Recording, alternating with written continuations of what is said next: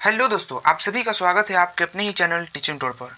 आज हम पढ़ने वाले हैं क्लास 10th हिस्ट्री का चैप्टर नंबर 6 जो कि है शहरीकरण एवं शहरी जीवन।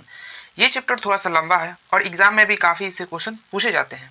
अधिकतर क्वेश्चन इसमें 5 नंबर के जो सब्जेक्टिव होते हैं वही पूछे जाते हैं, ऑब्जेक्टिव भी पूछे ही जाते हैं। तो ये चैप्टर थोड़ा सा लंबा है, इसलिए इसके अंदर 3 से 4 वीडियो बन सकता है। ये इसका फर्स्ट वीडियो लेक्चर है और इस वीडियो में हम जितना भी पढ़ेंगे इन सारा का जितना भी इसमें ऑब्जेक्टिव बन सकता है, इंपॉर्टेंट ऑब्जेक्टिव, वो 5 ऑब्जेक्टिव मैंने तैयार किया है जो आपको लास्ट में हम देंगे, जो आप सॉल्व करेंगे। इससे ये पता लग जाएगा कि आप कितना इस वीडियो से सीखें। तो चलिए हम वीडियो शुरू करते हैं। शहरीकरण एवं शहरी जीवन, इस चैप्टर के अंदर जो है ना, इंग्लैंड से संबंधित बातें हैं और भारत से संबंधित बातें हैं। इसके अंदर हम जानेंगे किस तरीक़ा से ये गांव शहर बना और शहर फिर किस तरीक़ा से एक विकसित एक देश की राजधानी कैसे बना, इन सब के बारे में हम जानेंगे। फिर ये भी जानेंगे कि इंग्लैंड के अंदर जो शिक्षा कानून था वो किस तरीके से लागू हुआ, बंधुआ मजदूर के बारे में भी इसके अंदर पढ़ेंगे। ठीक है, जैसे जैसे पढ़ेंगे वो आगे आपको बात पता लगता चला जाएगा। तो चलिए इसको शुरू करते हैं। शहरीकरण एवं शहरी जीवन, पहले ये समझते हैं कि शहर क्या होता है और शहरीकरण कहते किसको है और शहरी जीवन क्या है। ठीक, तो देखिए शहरीकरण क्या है, एकदम आसान अगर लफ्ज़ में चाहे समझें तो शहर को बसाना, यही शहरीकरण कहलाता है। यहाँ पर आपको दिया भी है, शहरीकरण का अर्थ है किसी गांव या शहर या कस्बे के रूप में विकसित होने की प्रक्रिया।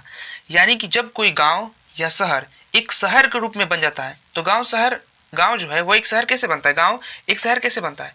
तो गांव के अंदर अगर गांव का विकास कर दिया जाए, यानी कि गांव के अंदर फैक्ट्री लगा दिए जाए, वहाँ पर लाइट की व्यवस्था करवा दी जाए, तो वही शहर के रूप में कन्वर्ट हो जाता है। यानी कि वहाँ पर जैसे कि किसी भी एसडीएम आवास वहाँ पे खुल गया या फिर मंत्रिमंडल कोई खुल गया वहीं पर उसी एक गांव के आसपास में, तो वही शहर के रूप में विकसित होता है। लेकिन गांव के रूप में अधिकतर मंत्रिमंडल वगैरह नहीं खुल सकता है, लेकिन फिर भी गांव शहर तभी बनता है जब वहाँ पर मेट्रो वगैरह की व्यवस्था हो जाए या फिर उस गांव के अंदर किसी भी किस्म का कोई भी औद्योगिक एक फैक्ट्री वगैरह लगा दिया जाए तो वो शहर के रूप में बन जाता है। तो वही यहाँ पर लिखा है, शहरीकरण का अर्थ है किसी गांव या शहर या कस्बे के रूप में विकसित होने की प्रक्रिया।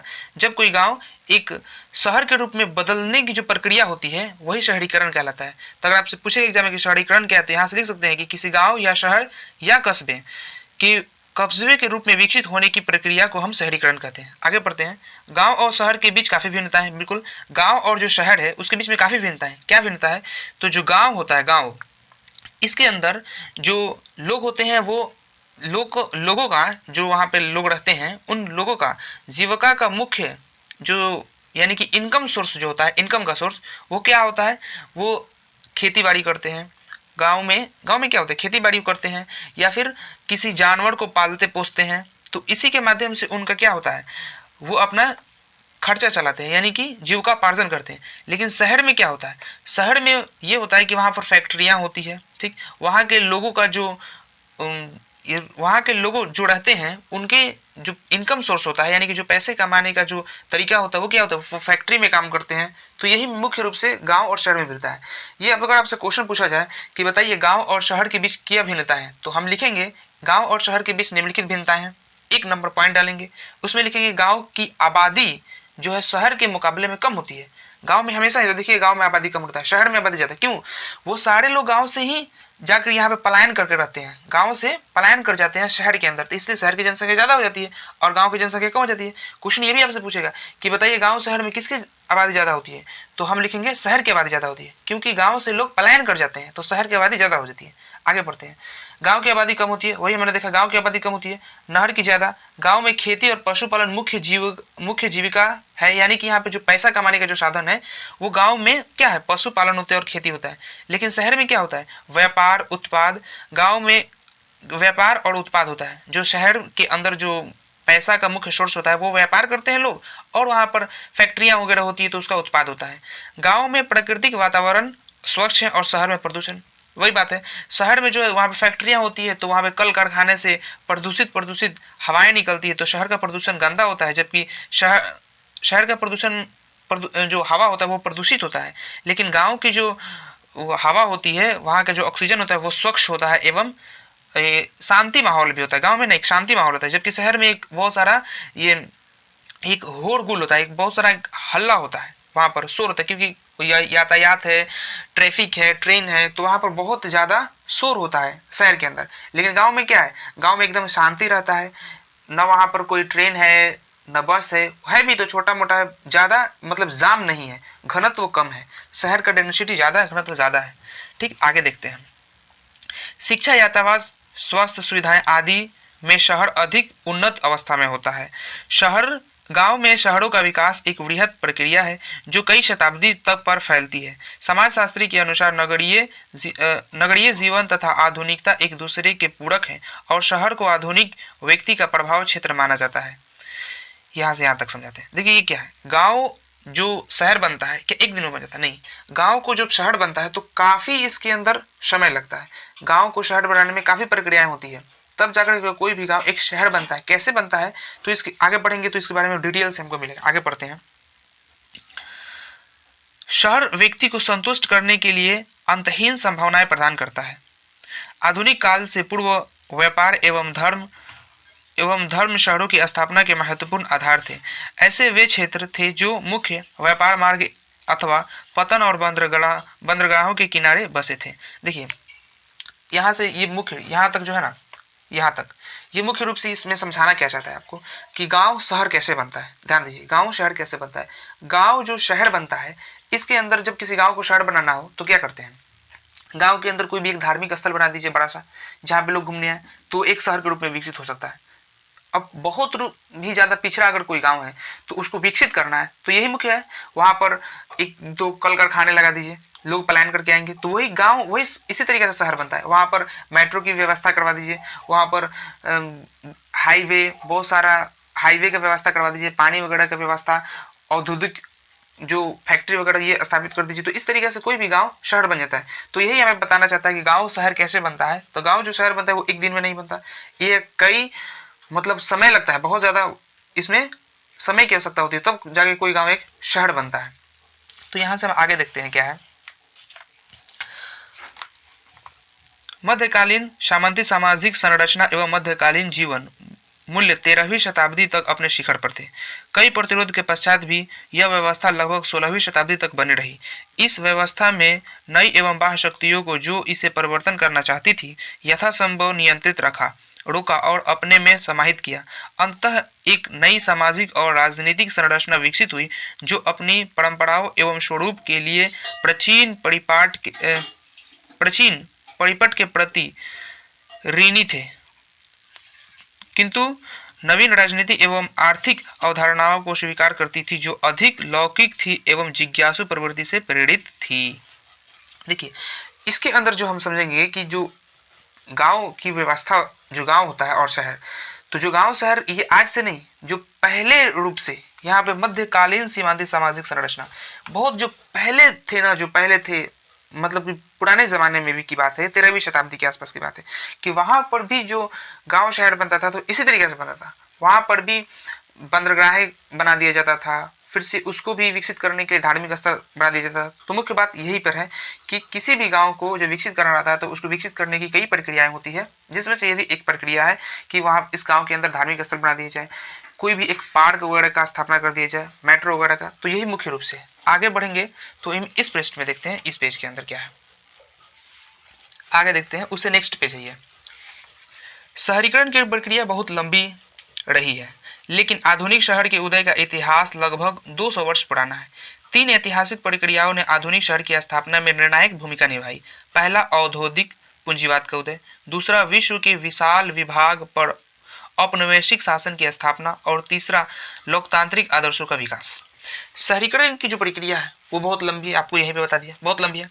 लेकिन आधुनिक शहर यानी कि जो अभी का जो शहर है ये उदय कैसे हुआ, ये मुख्य रूप से 200 वर्ष का अंदर है, यानी कि 200 वर्ष का मुख्य रूप से ये खेल है। 200 वर्ष के अंदर ही सारी कुछ हुआ है। जो आधुनिक इतिहास बदला है, यानी कि आधुनिक रूप से जो शहर की स्थापना होती है वो 200 वर्ष के अंदर ही हुई है। तो 3 ऐतिहासिक प्रक्रियाओं ने आधुनिक शहरों की स्थापना में निर्णायक भूमिका निभाई। 3 जो है वो ऐतिहासिक प्रक्रिया कौन था? एक था कि पूंजीवाद का उदय, आप देख सकते हैं औद्योगिक पूंजीवाद का उदय, यानी कि जो औद्योगिक क्रांति हुई जिसके चलते कई गाँव में फैक्ट्रियाँ के लगा। और दूसरा विश्व के विशाल विभाग औपनिवेशिक शासन की स्थापना, यानी कि दूर से जो लोग शासन कर, जैसे कि अंग्रेज आए थे हमारे, आप पीछे चैप्टर में पढ़े होंगे, जो अंग्रेज आए थे भारत में, तो आकर के यहाँ पे अपना उपनिवेश स्थापना किए। तो यहाँ से भी उपनिवेश यहाँ पे स्थापित कर देते तो वो एक केंद्र बन जाता था, किस चीज का, व्यापार का केंद्र। तो वहां पर लोग आते थे, तो इस तरीके से वो जो शहर होता था वो क्या बनता था, एक जो गांव होता था वो शहर के रूप में विकसित होता था। तो यही मुख्य प्रक्रिया होती थी। और तीसरा ये कारण था कि लोकतांत्रिक आदर्शों का विकास, यानी कि वहां पे जब लोकतंत्र की स्थापना हुआ तो वहां पे सबको आज़ादी मिला, जो चाहे वो अपना काम कर सकता है, ये आज़ादी मिला। तो यही मुख्य रूप से भूमिका थी जो कि गांव को शहर के रूप में प्रवर्तित किया। इसी तरह ग्रामीण एवं सामंती व्यवस्था से हटकर एक प्रगतिशील शहरी व्यवस्था की ओर बढ़ने की प्रवृत्ति बढ़ी। अतः नगरवाद जनसमूह के एक बड़े भाग की जीवन पद्धति के रूप में आधुनिक घटना है। जब बढ़ा आगे की तरफ, गांव शहर की तरफ बढ़ा, तो जो ग्रामीण रहते थे लोग वो भी तो आगे बढ़ना चाहे, तो उन लोगों ने भी आगे बढ़ा और इसी तरीके से उन लोग आगे बढ़े और अपने भी गांव जो था वो शहर के रूप में जो कन्वर्ट हुआ। जो ग्रामीण था वो एक आधुनिक रूप से, एक ग्राम से एक ऊपर लेवल में, यानी कि अपने जीवन को अच्छी तरीके से रहने सहने का जो व्यवस्था था उन्होंने किया। आगे बढ़ते हैं। एक अस्थायी सामाजिक जीवन की शुरुआत गांव से हुई है। बिल्कुल, जो आज जो शहर में लोग रहते हैं वो कहाँ रहते थे, पहले गांव रहते थे। यानी कि गांव से ही एक अस्थायी सामाजिक जीवन की शुरुआत गांव से हुई। यानी गांव में, इसलिए महात्मा गांधी ने कहा है कि जब तक भारत का गांव विकसित नहीं होता तब तक हम शहर के विकसित होने की कल्पना भी नहीं कर सकते। उनका एक थॉट था, इसी तरीके से उनका ये उस थॉट का सारांश था। आप पढ़े होंगे, पिछले कई क्लासों में पढ़े होंगे। इस संक्रमण की प्रक्रिया में जहां खानाबदोशी जीवन की पद्धति थी, जिसकी विशेषता शिकार, भोजन, संकलन एवं अस्थायी कृषि पर आधारित थी, उनके स्थान पर अस्थायी कृषि को प्रारंभ किया गया। देखिए, खानाबदोशी जीवन, यहाँ पे देखिए, ध्यान दीजिए, खानाबदोशी जीवन की विशेषता क्या थी। यहाँ पर जो लोग होते थे मुख्य रूप से इनका क्या था, खाना के लिए बस केवल काम करना, दूसरा कोई काम नहीं। खाना जैसे मिल जाए, जैसे शिकार करके मिल जाए, बस शिकार करके खा लेना, यही खानाबदोश। पेट पोषना, जिस तरीके से आप कह सकते हैं, वही खानाबदोश है। अपने खाने को एकत्रित कर लेना कई दिनों के, जैसे खाने का एक एक्स्ट्रा, मतलब एक पैकेट बना लेना, भोजन संकलन। और अस्थायी कृषि पर आधारित थी, मतलब जब भी कभी कृषि मन किया तो कर लिया, नहीं मन किया तो न किया। भोजन का संकलन, यानी कि भोजन को सुरक्षित करते थे, इकट्ठा करते थे खाने के लिए। वो पहले की जीवन क्या था, वो खानाबदोश था, खानाबदोषित है, खानाबदोशी जीवन की पद्धति थी। यानी बस केवल खाना खाना है, उससे कोई मतलब नहीं है, हम किस तरीके से रह रहे हैं, हमारे समाज क्या है, उससे कोई मतलब, बस केवल पेट भरने वाली परंपराएं थी। भूमि निवेश तथा तकनीकी खोजों ने कृषि में अतिरिक्त उत्पादन की संभावना को जन्म दिया, जो उसके सामाजिक अस्तित्व के लिए अपरिहार्य थे। अतः अस्थायी कृषि के प्रभाव में संपत्ति का जमाव संभव हुआ, जिसके कारण सामाजिक विषमताएं भी आई। अत्यधिक उच्च श्रम विभाजन ने व्यवसायिक विशिष्टता की आवश्यकता को जन्म दिया। इन परिवर्तनों के आधार पर ग्रामीण जीवन के उद्भव को एक आधार मिला, जहां लोगों का निवास एवं विशिष्ट प्रकार के सामाजिक संगठन पर आधारित था। वहाँ के लोग जो थे, जिस तरीके से जो पुराने लोग थे, वो अपना एक संगठन बनाए, उस संगठन के माध्यम से वो लोग आगे बढ़े। अस्थायी कृषि जो था और एक भूमि का भी बंटवारा, ये मुख्य रूप से कारण था। आगे बढ़ते हैं। आर्थिक तथा प्रशासनिक संदर्भ में ग्रामीण तथा नगरीय व्यवस्था के दो मुख्य आधार थे। जो ग्रामीण और नगरीय व्यवस्था था, उसकी जो इनकम सोर्स और जो वहाँ के प्रशासनिक सेवा थी, उसका दो मुख्य आधार था। कौन था? जनसंख्या का घनत्व तथा कृषि आधारित आर्थिक क्रियाओं का अनुपात। अतः शहरों तथा नगरों में जनसंख्या का घनत्व अधिक होता है। आप ये पढ़ें, शहरों एवं नगरों में जनसंख्या का घनत्व अत्यधिक होता है। जो नगर है उसमें भी और जो शहर है उसमें भी जनसंख्या का घनत्व, यानी कि वहाँ पे जो लोग रहते हैं वो सबसे ज्यादा रहते हैं। अथवा प्रति इकाई क्षेत्र में लोगों की संख्या की दृष्टि से वे छोटे होते हैं। कौन? जो गाँव होते हैं वो। शहरों तथा नगरों में गाँव को उनके आर्थिक स्वरूप में कृषि जन्य क्रियाकलापों में एक बड़े भाग के आधार पर भी अलग किया जाता है। दूसरे शब्दों में गांव की आबादी का एक बड़ा हिस्सा कृषि संबंधित व्यवस्था से जुड़ा है। अधिकांश वस्तुएं कृषि उत्पाद की होती है, जो इनकी आय का प्रमुख स्रोत होती है। अतः इस कृषि प्रधान अर्थव्यवस्था मूलतः जीवन निर्वाह अर्थव्यवस्था की अवधारणा पर आधारित थी। ऐसे वर्गों का नगरों की ओर बढ़ना एक गतिशील मुद्दा प्रधान अर्थव्यवस्था के आधार पर संभव हुआ, जो प्रतियोगिता था एवं एक उद्यमी प्रवृत्ति से प्रेरित। देखिए इसमें मुख्य रूप से क्या है, ये मुख्य रूप से ये बताना ही चाहता है, ये जो पैराग्राफ है ये मुख्य रूप से बताना ही चाहता है कि जो पीछे हम बात बताए वही बात को बस ये फैला रहा है। इसमें ये कहा कि जो गांव की जो आबादी है और जो शहर की आबादी, वो गांव की आबादी बेसी है और शहर की आबादी शहर की आबादी बेसी और गांव की आबादी कम है। ठीक, तो वही घनत्व के रूप में अब ये बता रहा है कि जो गांव का घनत्व वो कम है और जो शहर का घनत्व है वो ज़्यादा है। और यहाँ के लोग जो इनकम सोर्स, जो हम जैसे बताएं कि इनकम सोर्स जो शहर का होता है वो क्या होता है, मुख्य रूप से फैक्ट्री में काम करना और नए नए चीज़ों का बनाना, वही जो शहर के लोग होते हैं उनका मुख्य रूप से काम होता है। तो एक चैप्टर एक पेज पलटते हैं, उसके बाद में वहाँ पर बहुत अच्छा चीज़ मिलेगा कुछ जाने के लिए जहाँ से एग्जाम है। यहाँ से एक भी चीज़ एग्जाम में आने वाला नहीं है, एग्जाम में आएगा जो इसके बाद पढ़ेंगे एक पेज बाद में वहाँ से एग्जाम में आने वाला है। तो चलिए उसको पलटते हैं। इसी सामाजिक आर्थिक परिवर्तन के आधार पर प्रव्रजन की प्रक्रिया प्रारंभ हुई। भारी जनसंख्या में कृषक वर्ग ग्रामीण क्षेत्र से निकलकर शहरों की ओर एक नए अवसर की तलाश में बढ़े। प्रारंभ में शहरों के बसने में इनका अभिन्न योगदान रहा। यहाँ तक देखते हैं पहले जो वहाँ पर लोग जो देखें कि भाई शहर में अच्छी अच्छी सुविधाएं मिल रही हैं, वहाँ पर जाने से जो इनकम सोर्स बढ़ रहा है, तो जो लोग थे जो सामाजिक आर्थिक परिवर्तन के आधार पर एक प्रव्रजन की प्रक्रिया का आरंभ हो, यानी कि जो लोग जो गाँव में रहते थे वो शहर की तरफ पलायन की क्यों किए, रोजगार की तलाश में। रोजगार उनको नहीं मिलता था तो वो पलायन कर गए। ठीक, तो जो पहले जमाने में यानी कि पहले शुरुआती दौर में जब गांव को शहर बनाया गया तो मुख्य रूप से गांव वाले की बहुत ज़्यादा भूमिका थी।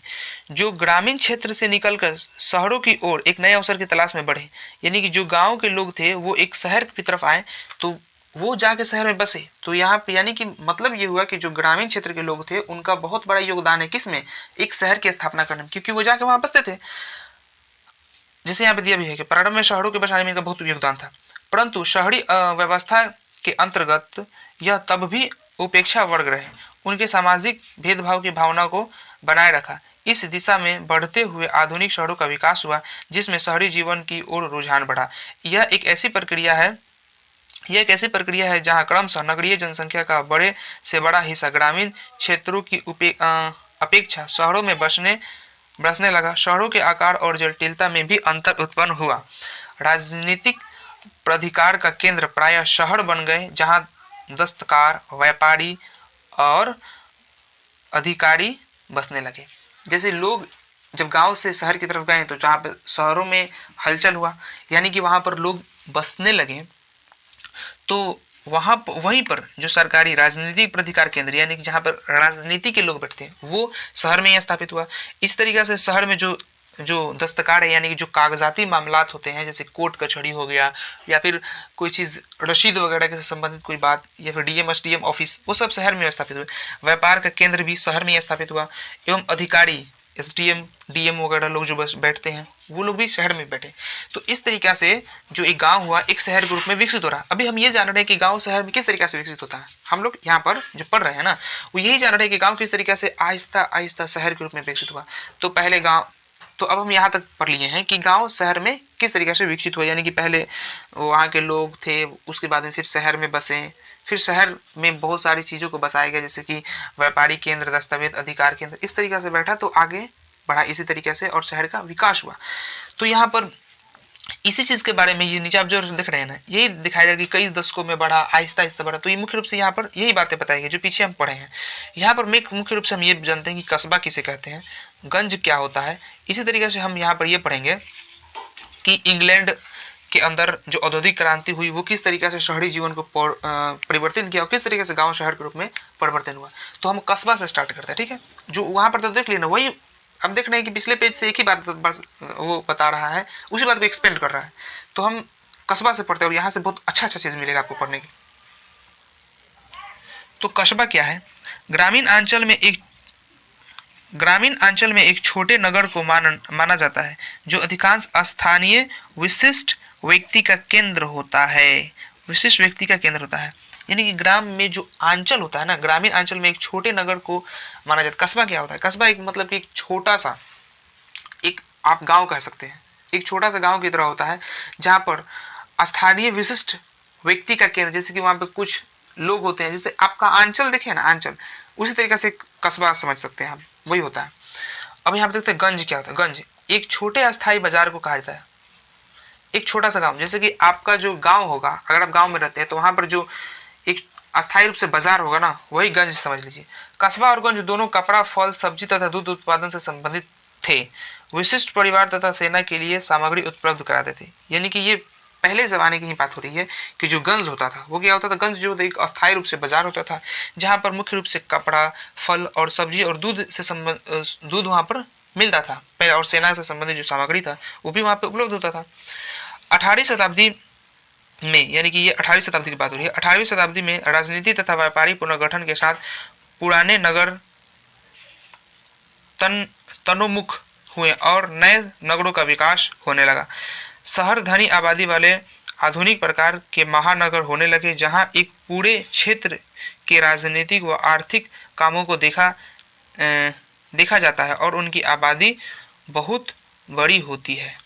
जो हम देखते हैं 18वीं शताब्दी में राजनीतिक जो औद्योगिक क्रांति हुआ 18वीं शताब्दी के अंदर, और इंग्लैंड के अंदर ये हुआ था ना, इंग्लैंड के अंदर जो अभी पढ़ेंगे हम लोग, तो ये भी व्यापारिक केंद्र में, यानी कि व्यापार की तरफ आगे बढ़े और इस तरीके से शहर की एक स्थापना हुई। एक बड़े बड़े शहर की जो स्थापना हुई वो इस तरीके से हुआ। आगे बढ़ते, इंग्लैंड क्या है, इंग्लैंड के बारे में पढ़ेंगे। अब क्वेश्चन जो आपका बनेगा वो यहाँ से बनेगा, और इसके जो भी आगे पढ़ेंगे ना, इसके आगे वो क्वेश्चन यहाँ से बनेगा। इसके ऊपर जो भी आपने पढ़ा ना वो समझिए कि ब्रीफ नॉलेज था। मेन तो यहाँ से शुरुआत हो रहा है चैप्टर का।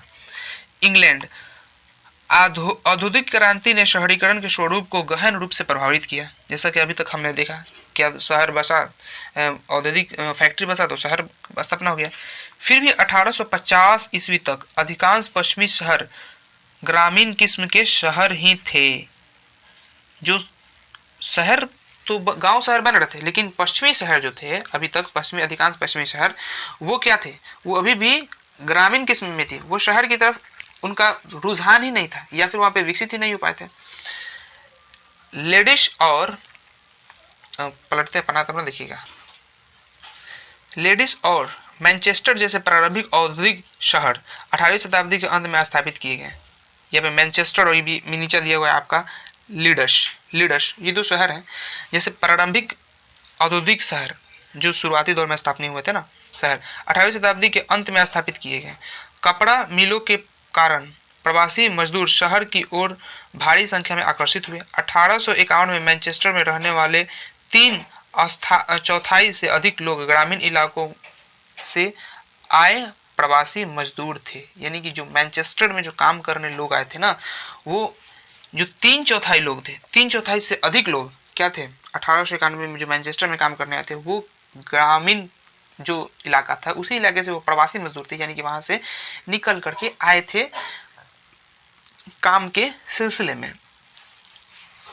1750 ईस्वी तक इंग्लैंड और वेल्स का हर 9 में से एक आदमी लंदन में रहता था।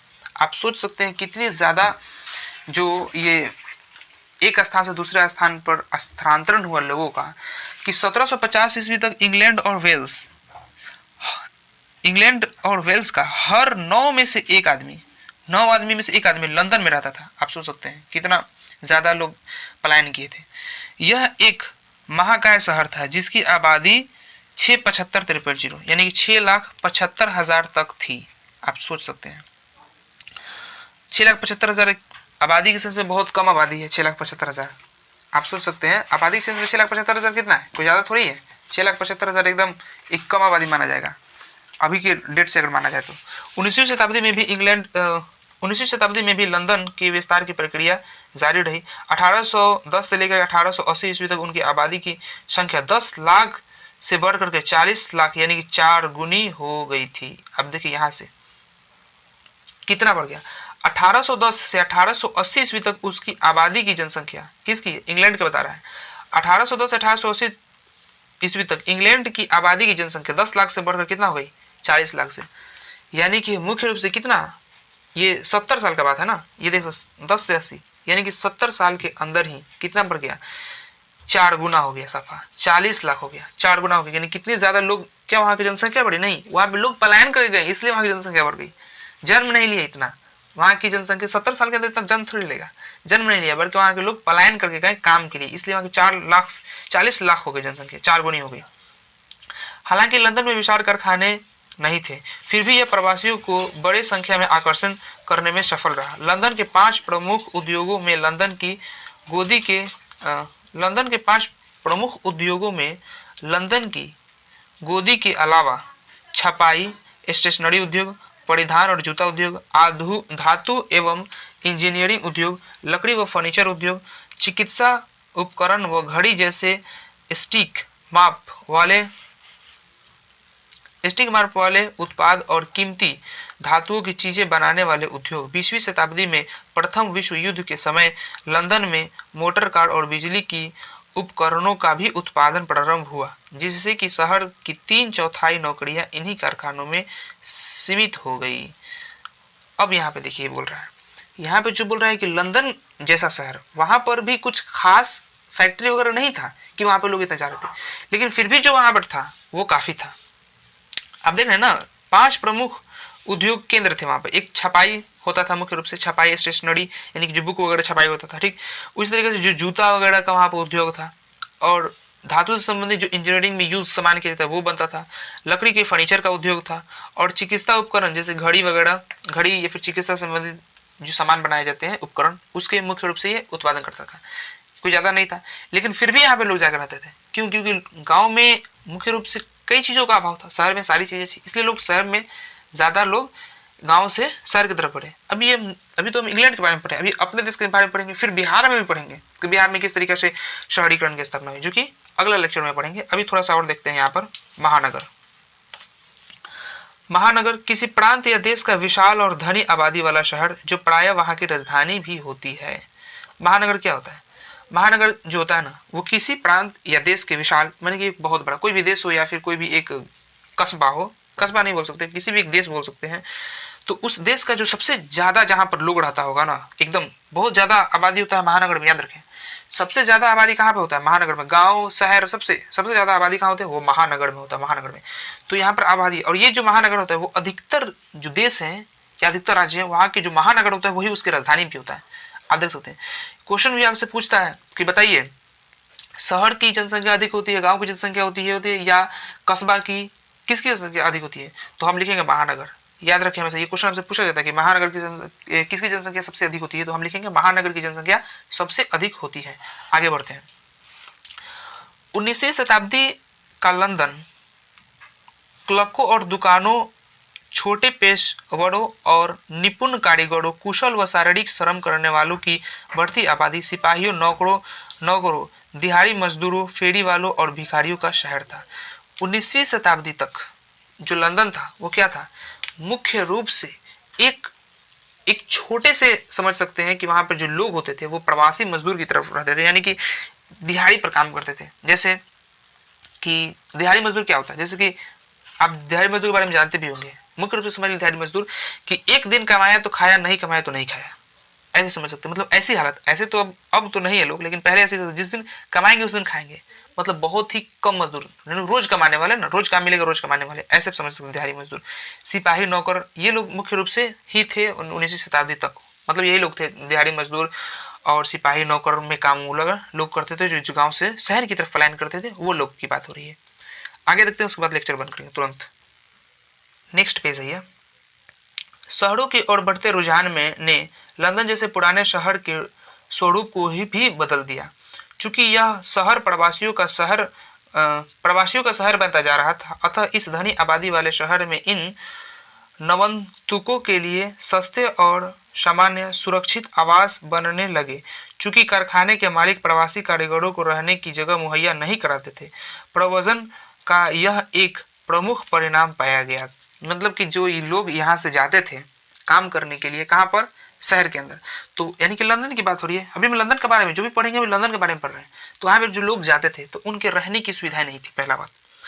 तो वहाँ पर रहने की सुविधा के लिए कुछ लोग ने मिलकर वहाँ पर अपना केंद्र बना, जहाँ पर वो लोग रहते थे। तो क्योंकि वहाँ के जो मालिक थे ना, वो उनकी देख दिखाई नहीं सुविधा नहीं कर पाते थे। ठीक है, मुख्य रूप से यही बातें था। अभी फिर आगे इसके बारे में पढ़ेंगे। अब इस वीडियो को यहीं पे तक रुकते हैं। आपको यहाँ पे क्वेश्चन देखते हैं कि आपने कितने ध्यान लगा के पढ़ा, आपने क्या क्या समझा। तो जो अभी हम सोचे थे इसका आगे पढ़ने के लिए, लेकिन 30 मिनट का वीडियो बन चुका है, तो इसलिए हम आगे इसको नहीं कंटिन्यू करेंगे। नेक्स्ट वीडियो में हम देखेंगे। अब क्वेश्चन यहाँ से देखिए, 2 क्वेश्चन आप नोट कीजिए। क्वेश्चन नंबर 1, आप क्वेश्चन नंबर 1 नोट कीजिए। क्वेश्चन ये है कि जनसंख्या का घनत्व सबसे अधिक कहाँ होता है? बताइए, जनसंख्या का घनत्व सबसे अधिक कहाँ होता है? आंसर दीजिए। जनसंख्या का घनत्व सबसे अधिक कहाँ होता है? कमेंट में जाकर के आंसर लिखिए इसका। और इसका हम आंसर आपको बता देते हैं। जनसंख्या का घनत्व जो होता है वो सबसे अधिक कहाँ होता है? महानगर में। अभी कुछ दिन पहले पढ़ाए हैं, महानगर में होता है। दूसरा आंसर देखेंगे हम, दूसरा क्वेश्चन देखेंगे। सबका जाकर कमेंट में आप आंसर लिखिए, तब ना पता लगेगा कि आप कितना ध्यान लगा के पढ़े हैं। दूसरा क्वेश्चन है ये, 1810 से 1880 तक लंदन की आबादी 10 लाख से बढ़कर कितनी हो गई? अभी पीछे पढ़ाएं, इस पीछे वाले पेज में पढ़ाएं। बताइए इसका आंसर क्या होगा? कमेंट में जाइए और इसका आंसर दीजिए। 1810 से 1880 तक लंदन की आबादी 10 लाख से बढ़कर कहाँ तक पहुंच गई?